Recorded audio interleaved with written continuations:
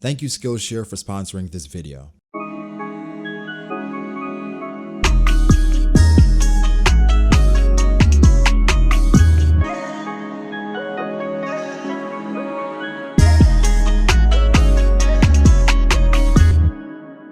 Welcome back to another installment of Thanks. What is thanks? Well, this is where we praise various things in One Piece. Seriously, I was thinking about this the other day, talking to one of my friends, and Oda was seriously flexing when he made devil fruits. The crazy part though is that it might be the unpopular opinion to prefer devil fruit over hockey, where I'm gonna have a video comparing the two. But for right now, I think more people prefer hockey because of the drawbacks of devil fruits. But for hockey, yes, it can be phenomenal, but think about the people that have top tier hockey. First off, you, for having the observation hockey to click on this video, then using that Armin hockey to subscribe to this channel, then having the Conqueror's hockey to turn on post notifications so that you can be notified every time a video goes live. But seriously though, think of hockey in general. And for the most part, when you start to separate, it's really the top tiers that have that next level of hockey where it's like, you know what, I want that. But again, I'm not comparing the two right now. I'm here to explain to you guys why I think devil fruits are awesome. And Oda was literally flexing when he created them, manifested them, thought of them. Devil fruits are amazing. So contrary to popular belief, because some people feel like devil fruits are just far and wide, everyone has one, when it's not really the case, they are very rare. And I feel like as the story has gone on, typically when we come across someone powerful, one of the first things we say is, does he have a devil fruit? And if he does, what is it? There are even instances where someone does something where like, is that his devil fruit? And I think devil fruits add to not only the mystery of One Piece, but this allows Oda to be creative. Oda can flex his creative muscles with devil fruits because there's literally no limitations to what devil fruit can be out there. Okay, maybe the water no me, but even then, I'm still holding out hope because it's Oda. There are more than 100 different devil fruits out there, and only one of each type can exist. But Oda, being the creative genius that he is, he would create a type that have like a subset where it's like, okay, this is not the same thing, but it's very close, okay? With Aokiji, he has the Hie no Mi, the Chill fruit, which is basically ice. Then you have Monet, who has the Yuki no Mi, which is snow. What the hell is the difference? Well, obviously Aokiji seems to be stronger and more potent, but I think it's creative ways like that that Oda chooses to flex his muscles. I think off rip, the introduction to devil fruits shows just how vast the series will be, or just how much we can explore, because it's very subtle, it's very small. But after being introduced to Luffy's devil fruit, now I'm wondering, okay, what other devil fruits are out there? Then of course we learn about the types, the Paramecia, the Zoan, then the Logia. Okay, a lot of us, we prefer Logia, but I think the dark horse are mythical Zoans. Mythical Zoans are low-key slept on, and we know the best one in my opinion, I think, is Marco's, but we have to look at Kaido's. Katarina Devon's could be really useful. Orochi's could be better in someone else's hands. Let's not even start with Sengoku's, and honestly, Yamato's, it's growing on me. But no doubt about it, the best devil fruits in One Piece are the Logias. Logia devil fruits can be unfair, especially early in the series, for instance with Crocodile and Smoker and even Enel. The hell, how do you expect anyone to compete with these people? You can't even touch them. So Smoker looked like a god pre-time skip, while Crocodile, Luffy had to unlock certain things and learn certain things about him before he could overcome him. And for Enel, he was straight up his natural enemy, because if it wasn't for that, he was done. Enel was one-shotting every single person that tried to go up against him. Okay, exaggeration, but for the most part, he was one-shotting several people. So if Luffy wasn't God's natural enemy, it was over for him. Then we saw Luffy interact with Kuzan. Luffy got dominated. Then we saw Luffy interact with Blackbeard. Couldn't do anything with him. Then we saw Luffy interact with Kizaru. Was damn near calling for his mama. Then we saw Luffy interact with Sakazuki. You know what? We're not even gonna go there because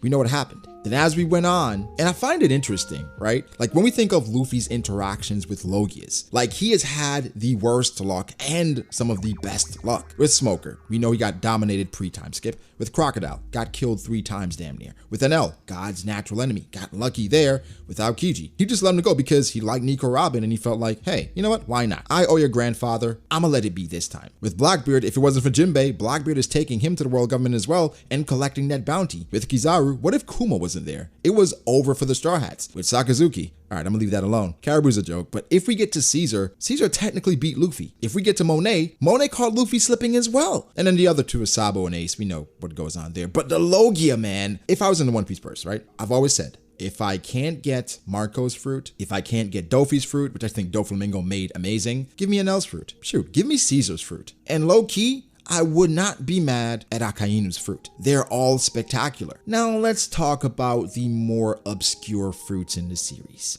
the Paramecia. I believe one of the goals in life is to always get better and grow. Skillshare is a community online for creatives to learn and take the next step to explore new skills, deepen existing passions, and just get lost in creativity. People ask me all the time, like, how to get better at various things in regards to YouTube. Well, this is literally the cheat code. What I absolutely loved was a step-by-step by, from someone I regard as one of the best YouTubers on the planet, Marquez Brownlee, where he talks about his process from beginning to end.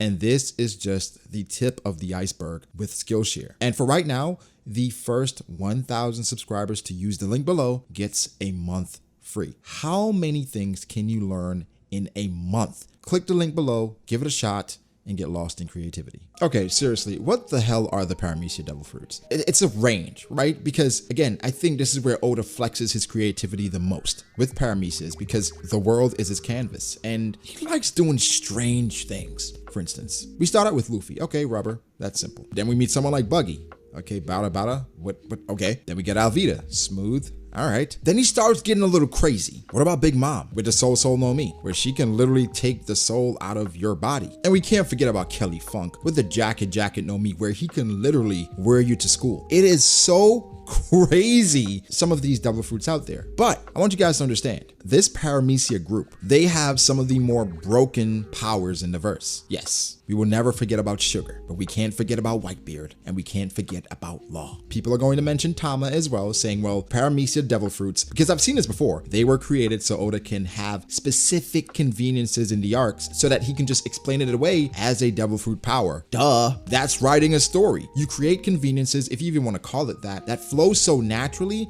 that you don't even realize what's happening till after the fact, like, hey, I think Sugar's devil fruit, that was kind of wild. Not only changing people into toys, but also erasing their existence. And then you have Katakuri with his special Paramecia, whatever that is. I wonder how many special Paramecias are there, where it's almost a perfect training ground for Monkey D. Luffy. Then you have someone like Law with the Opi no Mi and changing the gears and how much it's impacted Luffy's journey, him being allies with Law. What about Doflamingo and him pulling the strings in the underworld? Or even Bello Betty, where her devil fruit power is literally what Luffy would be if he was a devil fruit. It's funny in the recent chapter that a Paramecia devil fruit, Shinobu's Mature no Mi, is the main factor in something that could completely change the trajectory of the series or the arc, whereas Momonosuke, if he does age to an adult, which seems very likely, it completely opens the story. It's like it's knocking down so many walls, leading to so many flourishing interactions. I literally think One Piece in general, the creativity is unmatched. Right? How many devil fruit types, how many devil fruit users, the interactions, because we don't necessarily know how it works. But you can't tell me you didn't lose your mind when you saw Fujitori's devil fruit. You can't tell me you didn't think about what the hell when you saw Basil Hawkins. What about Bonnie? And bro, I lost it every time I saw Kuma do something. But then look at Oda strategically having Moria and Thriller Bark. What about Brook? What about Perona? I'm still super excited for Kid's Devil Fruit. And you can't forget Let's Baby, where he's literally swimming through land. We wanted a Water no Mi. Oda gave us the Swim fruit, where you could swim through anything. Listen, I could talk about devil fruits all day, but I'll talk about one thing, one qualm, one very important thing that I hate about the Paramecia devil fruits. Okay, this is a personal preference, but it's about a specific individual, and I've talked about this before, but never like this. The devil fruit power that has a limit placed on it, and maybe for good reason, but it's weird in One Piece, where I think if it didn't have that limit, would easily be a top 5 devil fruit, is the Pamu no Mi, or the Rupture fruit by Gladius. So this fruit, right, it can make inorganic objects swell up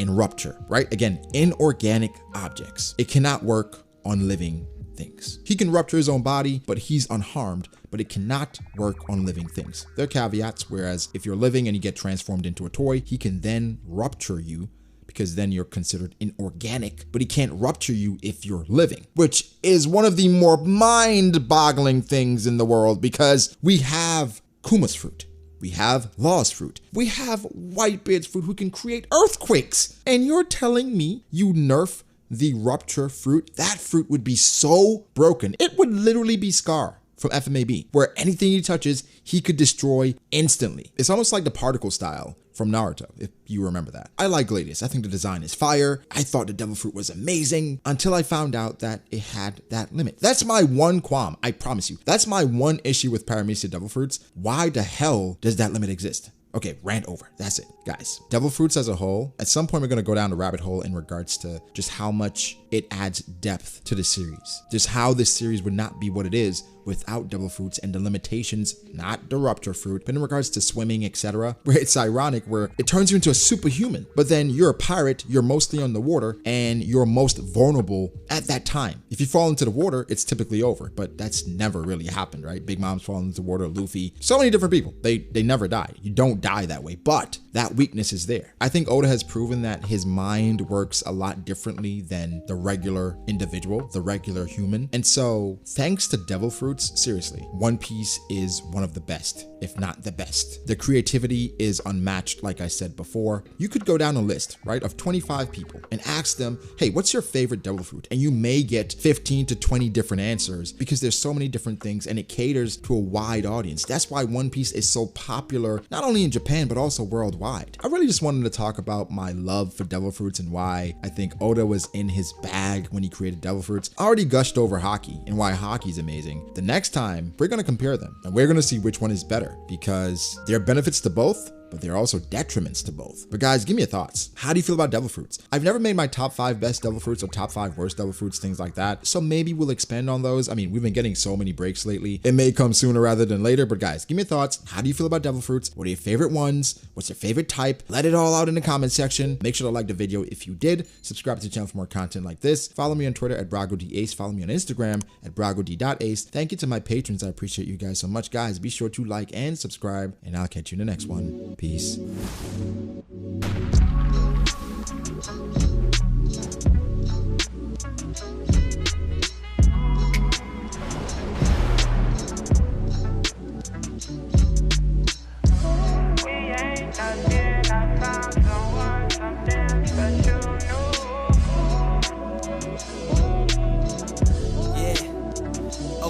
I start doubting me, I felt lost. I rewrite